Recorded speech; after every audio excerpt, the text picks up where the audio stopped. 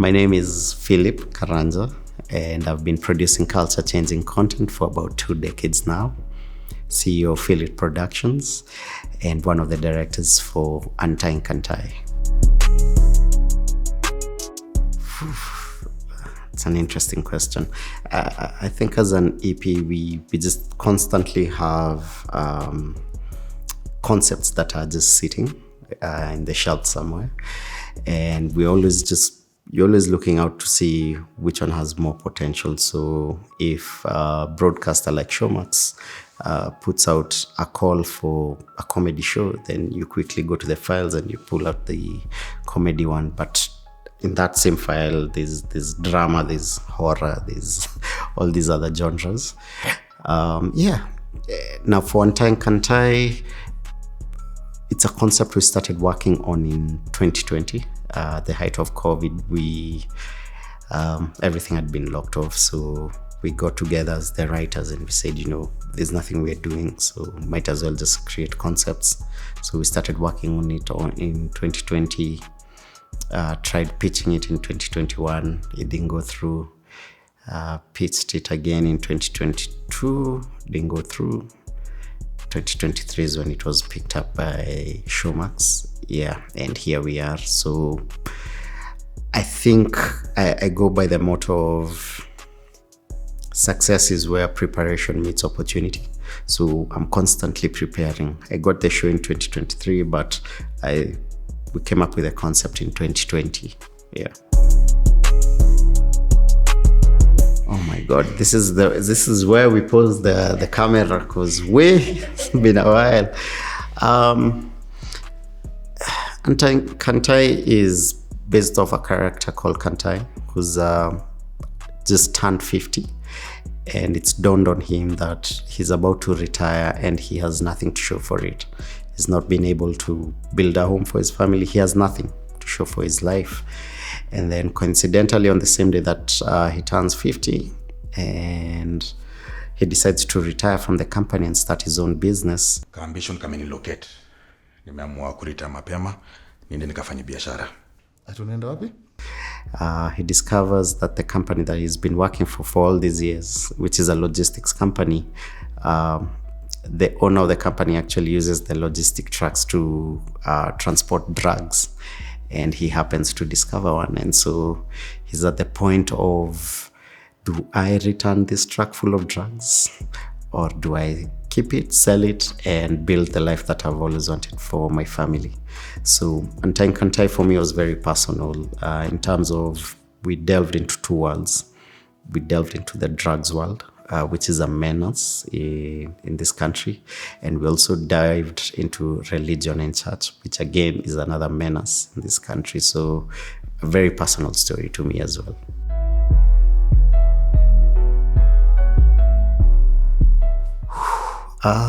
We've always believed and maintained at Feel It that the best show is one that gets 50-50. It gets 50% love and it gets 50% hate. Because if I am doing a show on a very incisive topic like drugs or religion, then it's always going to go either way, because there are people who are going to go, no, we don't like this content, and then there are people who are like, I love this content. So backlash is something we actually anticipate and expect. In fact, when we get backlash, we know we've done a good job. So I'm still waiting for it. Yeah. They say the film business is one of the businesses that no one can really explain. Funding comes in very many ways. In the case of Untying Kantai, the funding came from Showmax. For a lot of our other projects, like our films, we self-fund as a company, and then we rely heavily on the sales to make back our money. We do have friends of film, friends of Feel It, who will invest in projects as well. We are yet to be funded by a bank or any institution. And then there are some projects that are funded by corporates. If they align and they see the value in it, they fund the project. Some projects are funded by NGOs, If the theme aligns with a particular NGO, then they're able to fund. So very many ways.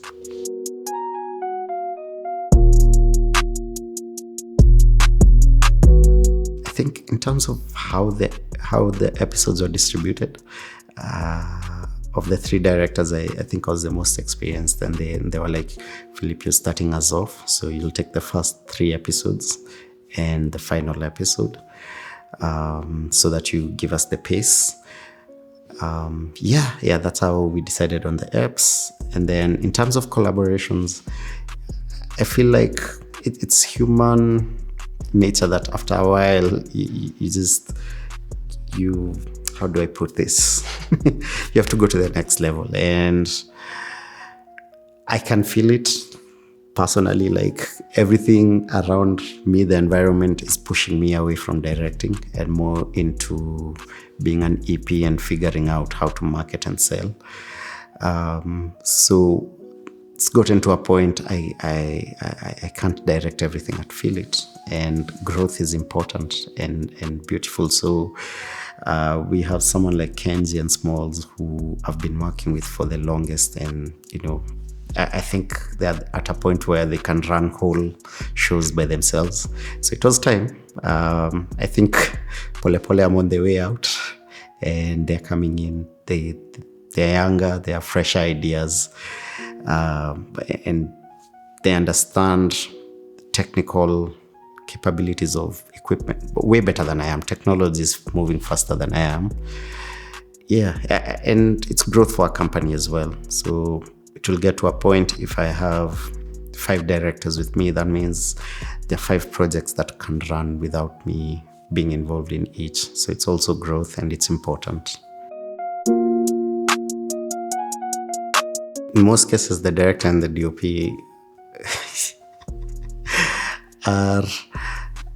are better friends than most husbands and wives. Like, you really got to have to sync. Now, one, and not just the DOP, also the script writers. For me at Feel It, I strongly believe if you're going to be the director of any project, you're going to be part of the project right from the storylining, so that you understand the script and the story from a very deep level. And then I also bring in the DOP from a very early stage when we're still scripting. The DOP has to come in, and we have to be in sync. So yes, the relationship between a director and a director of photography is, in fact, if you ask me, directors of photography is actually called the shots on a production. I might have the title of director, but if the DOP says a certain shot is not possible, we're not going to do it. And I'm lucky on this particular project I worked with 44, a gentleman I've worked with from way back in 2014. We started, he was DPing for me the Real Houses of Kawangware. So we've really grown together. That's almost, that's a decade working together. So he's gotten to, I don't even need to tell him what I want. By the time we go through the script and through a scene, and I just tell him my vision, he already knows how to capture it, and it made the work much easier. I started off in the industry as an actor on a show called Tahidi High. And what will happen is we'd rehearse a scene before we get on set with my fellow actor. And we'd be so excited about the scene and how we've rehearsed it. And then when we walk on set, the director just changes everything. And in most cases, they won't listen to the ideas that you have, because they've already blocked the scene in how they want it to look like and flow. And so I just made a very conscious decision at that point that the day I become a director, I'm going to let the actors lead. And it makes more sense. As a director, I'm thinking about so many things. I'm thinking about the sound, the lighting, the editing. The producer is probably in my ear telling me the budget is running out. So as a director, I'm thinking about so many things. The actor only has to think about that one role that he's playing. And so I always believe that the actor should lead me. He knows more about the character than I do as a director. So I let the actors lead. We'll go on a set and I'll tell them, this is your canvas, just paint as you want. Let me see what you guys thought of this scene. And then now I just build up on it. And now I've also trained my crew to do that. So if we're walking into a location, the first thing we do is bring the actors in. We see how they envision the blocking with the space. I'll put in what I think we can add or remove. And then now we release the actors to go for wardrobe, and that's when the DOP comes into light and do everything else. Yeah.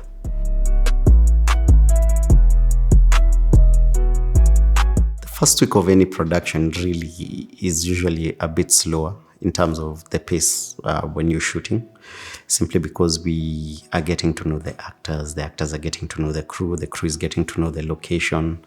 So it's usually slow, but because I've been doing this for close to 2 decades now, I think from experience I'm able to know when we're doing the right thing. So in terms of pacing the show when we are shooting, I've done this for so long that I can tell this will be the right pace for the show. I don't think there's a science for it. I just know Untying Kantai was it's supposed to be a 30-minute show. So it needs to be fast-paced. So right from dialogue, how the actors exchange their dialogue is fast-paced. Angel, I had to do what I had to do. There's no I in marriage, Kantai. Actually, there is. When an individual stops functioning, then the union is as good as dead. Angalia, Angel, God ametupatia a second chance in life. Rarely do 50-year-olds get a second chance in life. Uko na idea ni pesa ngapi tumelalisha huko ndani? I don't care. Well, I do. The shots I'll take very many shots, because on the bench I need to cut it up really fast to pace it up with the editing. So experience comes in hand, and I hope the viewers enjoyed it, and they'll tell me if it was pacey enough. If there's something I love is improvisation. It's I think the magic moments on any set is when actors are comfortable enough to improvise. And sometimes they work, sometimes they don't. For me, I allow it. I allow improvisation, and so we'll do the first take. I'll see what you have in mind in terms of improvisation, and then after the first take, I'll be like, okay, this works, this doesn't work. Let's go for a second take, maintain this, don't do this. Yeah, and most of the time I'll also ask the actor why they chose to improvise in a certain way, what led them there. And most of the time by they tell you their reason, and you're like, oh, that makes sense. I hadn't thought of it that way as a director, so let's keep it. I love it.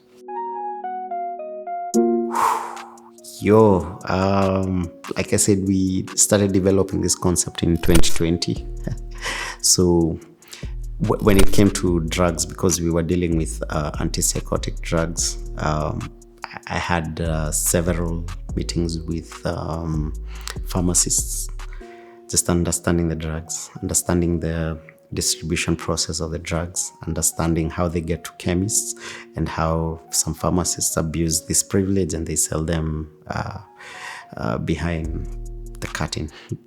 And so that was one phase of the research. The next phase, we had to actually meet actual drug dealers and peddlers. Very scary for me, but that's the funny thing. They're so accessible. It was interesting just sitting with them and having convos, and they're telling us, okay, this is where we get them, this is how we buy them, this is how much we so we had to sit down with actual drug dealers, and then we had to have conversations with actual drug users for antipsychotic drugs, how they feel when they use them. It was sad because these drugs, they're crazy. And then on the church side again, a lot of us come from families background yetu ni church. So we had a lot of content there. We again spoke to a lot of guys who've grown up in homes where the parents were very religious. We've talked to very many pastors. We've talked to very many pastors' kids, and just to see how much religion affects their family dynamic. and then just combining these two worlds. And then finally, we also, part of the research, we had to have conversations with psychologists just to show us how these dynamics affect the kids, how they affect the family setup. So it's about 3 years of research. In terms of the storyline, when we, like I said, we came up with this concept in 2020, but every time you review it, so by the time we were getting the approvals from Showmax and them taking up their content, Shakahola had already happened. So we were like, we came up with this concept about church like 2 years before even Shakahola, and now it's here, and we're like, I think it's high time we started talking about church more and what's happening on that side. In terms of, I think I borrowed heavily again in terms of the directing from Euphoria. It's a series. The main actress is called who? Zendaya. Yes, Zendaya. Simply because, again, the show was talking about drugs and drug abuse. And the one thing I picked heavily from Euphoria, which I used, which is something I've never done directing before, was the lighting. So whenever I'm lighting a set, for me, my thing has always been the light needs to be explained. Like, why is this light over here? It's because there's a window. But Euphoria style, and which is the style I used on Untying Kantai, was the lighting was replicating the emotions of the actors. So if the actors are angry, or depending on the location, of course, there's passion, then there's just a lot of red light that you can't explain. If a character is evil, then his room and where we're shooting has a lot of shadows, and red as a color, and if it's a cold scene, then the light is blue and stuff like that. I mean, as a director, right from the get-go, you have ideas of how you want the show to look like. But again, I've come to rely heavily on listening to my heads of department. And so, for example, when it comes to wardrobe, there's an idea I have, but I'm not good at fashion or wardrobe design. People think the director is the boss. I strongly believe these two people are the bosses when it comes to a production: the director of photography and the production designer. In fact, the production designer sets the tone and develops the look and feel of that show. Arnold, I think we all agreed it's the green look, the green suit.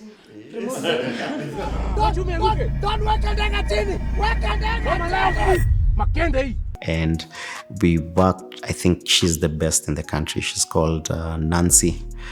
She's an amazing production designer, and we had meetings with her, we had conversations with her, and I sold her my vision, and then I just told her, go create your own magic. And the next time we met as the whole crew, she had, I think, like a 90-page PowerPoint presentation. Presentation 100 pages of the entire show, the look and feel, right from how the sets will look like, because these guys, the show starts with them when they don't have money, and it slowly, as the show ends, they have a lot of money. So the look and feel was changing. Even how we were going to shoot was going to change. The image from the camera when they have money, when they don't have money, and when they have money is going to change. The grading is going to change. The wardrobe, the hair, the makeup. She basically did a presentation for everything, and now it was just a matter of infusing some of the ideas from the heads of department. So on a good production, if the budget allows, always have a production design.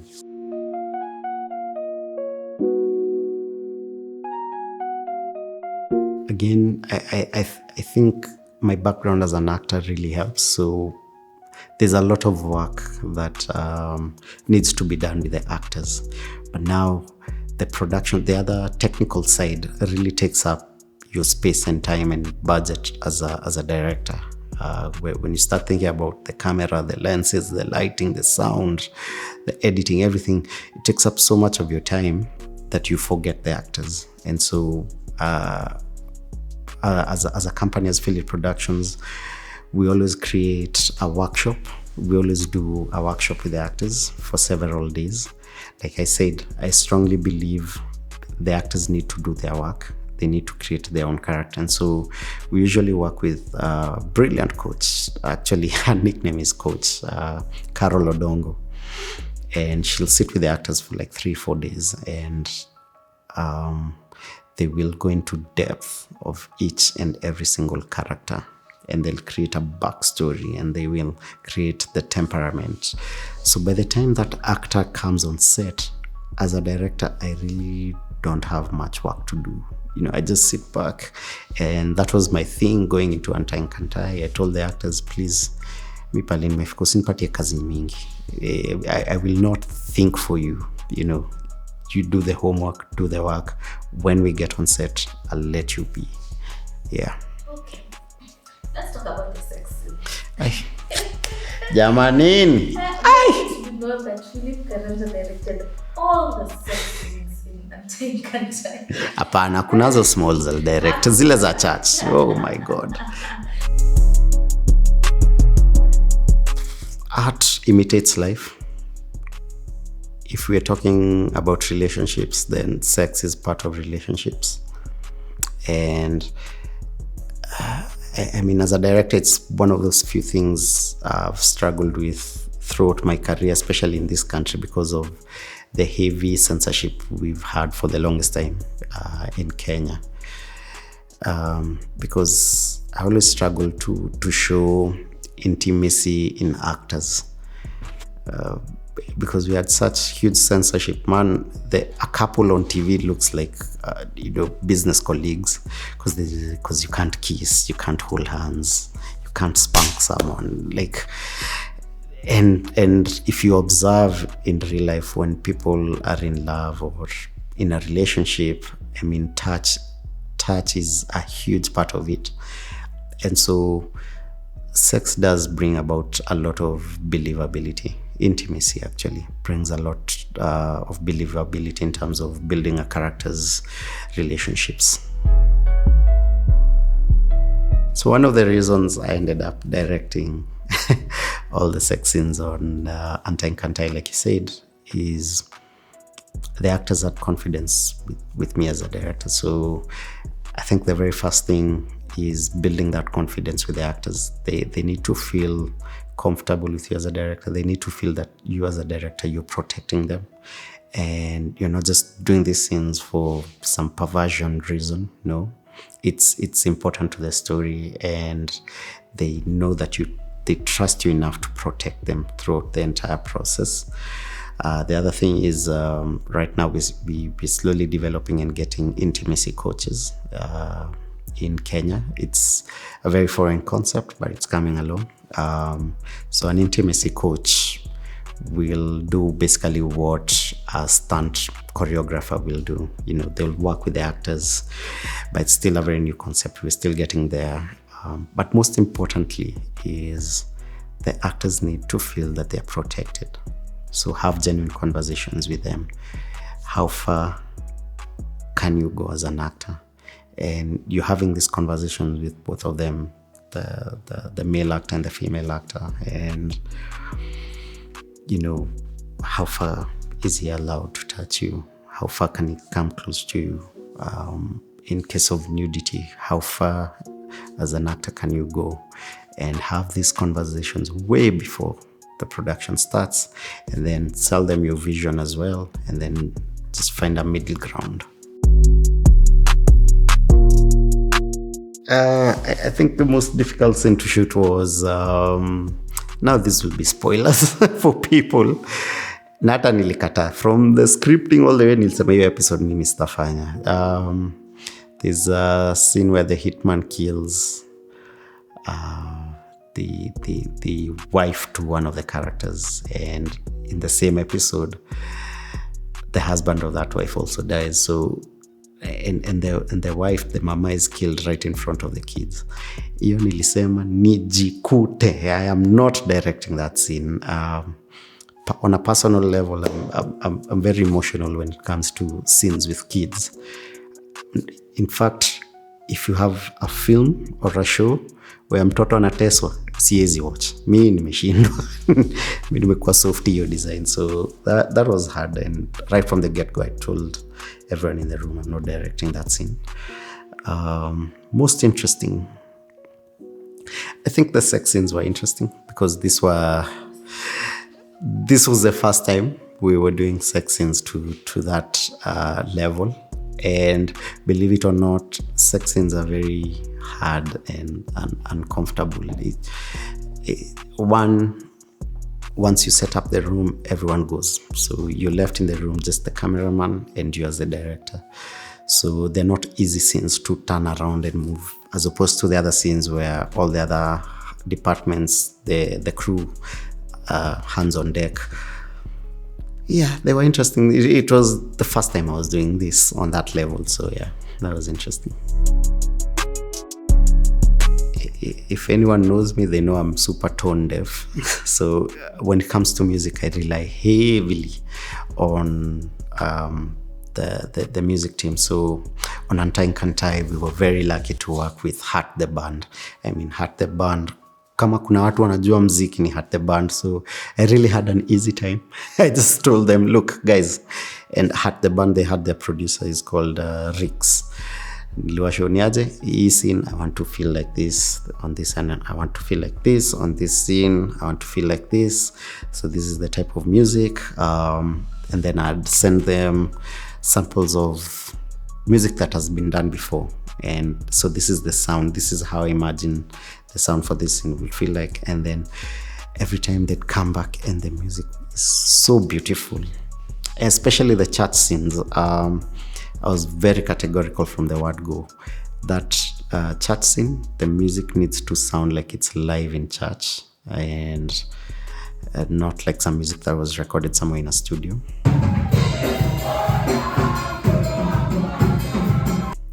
And the band are so passionate about the project and they're so particular about music. They said, you know what, Philip, when you're shooting the church scenes, we will come. We will be the band that plays in church so that we direct the music when the scenes are playing in church. And they are so anal about the music.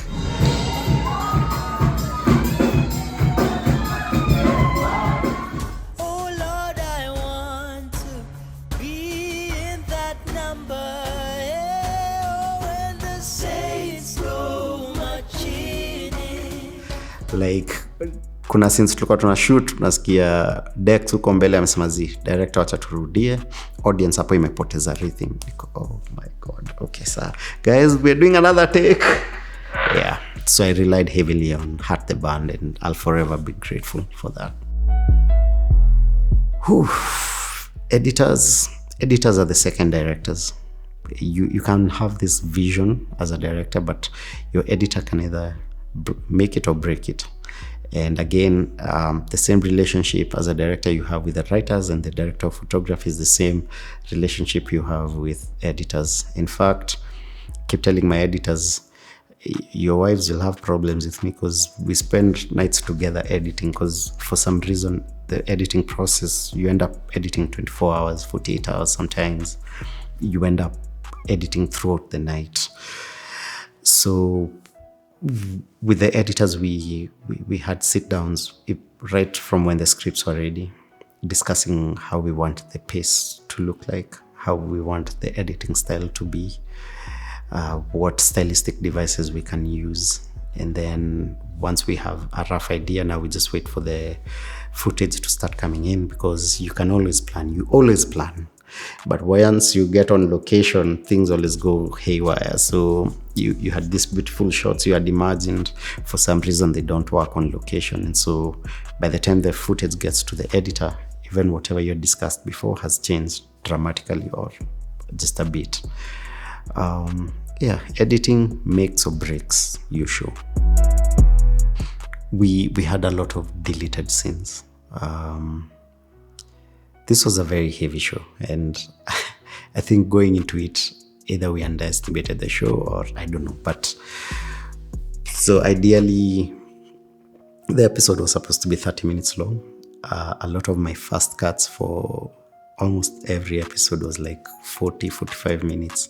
Kuna episode hata zilifika 55 minutes long. So you have to cut down the 55 minutes to 30 minutes. So that means you have to lose a few scenes, but which is very hard because when you script, there's an editing process for the script. So by the time you're shooting, every scene makes sense. And so just to find scenes to remove or parts of scenes to edit is the hardest thing. Yeah, beloveds, those are the babies we love, but they have to go. They didn't change the story. And I hope I can get to a point where maybe we can release director's cuts and release a whole 55-minute episode, and people will see maybe what they missed or they didn't see. Oh man, building a show, producing a show is a very collaborative effort. There's us as Feel It Productions, which is a big team, and everyone's input means a lot. And then we have Showmax, who are also heavily involved in the project. And so we needed to find a name for the show that worked for both teams. So the name of the show that we were leaning heavily on as Feel It had a church connotation to it. And Showmax came in and they're like, guys, we've had several shows on our platform that have come out recently, and they were very church-based, like Faithless, for example. And so we don't want to go in the same direction, because if we go in the same direction, it means we'll have almost a very similar marketing strategy. And so that's how the name changed. The name we preferred as Feel It was very church-based, and now we had to change it again. Yeah, because client had their own reasons. Yeah. The word you've used, evolution, is the best word to describe it. I think so far is the show I've directed on, I'd say, a very high level. Simply because every single crew member that we had on the show has grown, and internally the standards that we were asking from each person was so much higher. So like every detail, it's what I've always wanted to do with the show. Like have all the scripts ready before I start shooting, have a production designer on board, and have a representation on a platform of just how the show will look and feel. And then the actors were just, oh my God, we had A1 actors on this particular production. The scripts, we started working on this concept in 2020. So we've had like three years of just working on the scripts. So the scripts were A1. Like Untying Kantai for me is the best production I have ever been part of as Feel It so far to date. People loving the show, especially like when we said this is the season finale, the amount of messages we got of people asking for a second season. Because with Untying Kantai, we really pushed boundaries. Like if anyone has been watching Feel It shows over the years and they watch Untying Kantai, we really pushed boundaries from the language, from the graphic scenes. So this was a show I was really scared of how the audience will take it. We felt that they might reject it, and so for them to love it and accept it has been very rewarding. You even forget all the crazy nights and the nights we fought with actors and crew members. It's worth it. It's really worth it. Cinema kwa wingi. This is 2024. We are definitely dropping a film. 2023 tuliwaangusha, poleni sana. We didn't drop a film, so look out for a feature film this year and more shows to come. we also want to go heavy online. So new shows dropping on our YouTube platform. So yeah, a lot of content coming your way. Untying Kantai is explosive, very graphic, very intimate. We'll give you a lot of retrospect. Hey, kizungu imepotea. Introspection. Tuko number 4. Oh my God. Introspection. Funny. Funny. It has a lot of humor. Beautiful to watch. I'm on number 6. 4 more.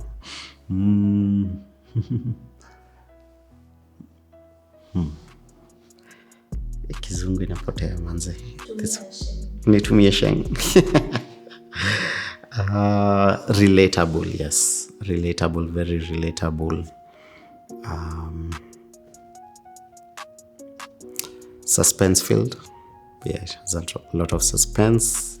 Once you start watching it, huwezi acha kuwatch. God, 2 more. Just 2 more. Hey, kwani umenimake nifikirie hivyo. Relatable, suspense.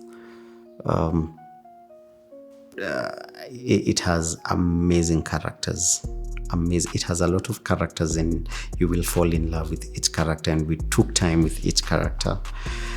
And finally, it is so Kenyan. It is so Kenyan. It is such a Kenyan production that you'll be proud of. Yeah.